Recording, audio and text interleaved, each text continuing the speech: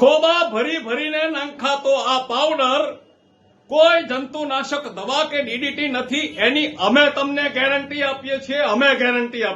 આ આણંદની જનતાને ઉલ્લુ બનાવવા માટેનો વ્હાઇટ ચોકનો પાવડર છે. નમસ્કાર મિત્રો, હું છું હરીશ બ્રહ્મભટ્ટ. નિર્ભય આણંદમાં આપ સૌનું સ્વાગત છે.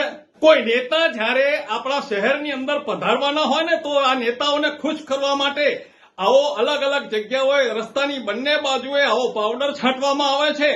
એ નેતાઓને ખુશ કરવા માટે અને આણંદની જનતાને ઉલ્લુ બનાવવા માટે આ પાવડર નાખવામાં આવે છે. આ જે પાવડર નાખે છે ને, એ જે નાખનારા વ્યક્તિઓ, એમને પણ એની ગંધ કે સુગંધ નથી આવતી.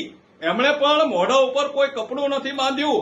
આસપાસના લોકોને પણ આની ગંધ કે સુગંધ નથી આવતી. અમે તેનો નમૂનો પણ લઈ લીધેલો છે. તો શું કરવા માટે તમે આણંદની જનતા, નાગરિક અને સરકારના પૈસા બગાડો છો અને લોકોએ આપેલા વોટનો દુરુપયોગ તમે કરી રહ્યા છો? દુરુપયોગ.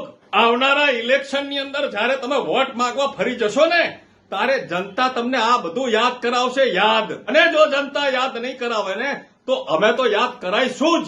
દરેક સરકારી ઓફિસની અંદર ઉપર બેઠેલા અધિકારીઓને જવાબ માંગવા માટે કોઈ ને કોઈ અધિકારીઓ હોવા જોઈએ, કે જેથી કરીને એને સરકારનો એને ડર રહે, નાગરિકોનો ડર રહે. કોઈ પણ વસ્તુ ખોટી કરતા પહેલા એને યાદ આવે કે મને કંઈક થશે. અત્યારે તો સરકારનો, નાગરિકોનો, કાયદાના રખેવાળનો કોઈને કોઈ ડર જ નથી. કારણ કે દરેકને એવું છે કે મેં કરેલા ભ્રષ્ટાચારની અંદર ઉજેડેલા પૈસા ગમે તેના મોં પર મારીશું ને, એટલે મારો કેસ બંધ થઈ જશે. સાહેબ, આ તમારી ભૂલ છે, ભૂલ. હજુ પણ આપણા દેશની અંદર, આપણા ગુજરાતની અંદર, આપણા શહેરની અંદર એવા કેટલાક લોકો છે કે જે ભ્રષ્ટાચારથી 100 ગજ દૂર રહે છે. 100 ગજ દૂર. માટે ચેતી જજો. આપનો હરીશ બ્રહ્મભટ્ટ. વંદે માતરમ. ભારત માતા કી જય.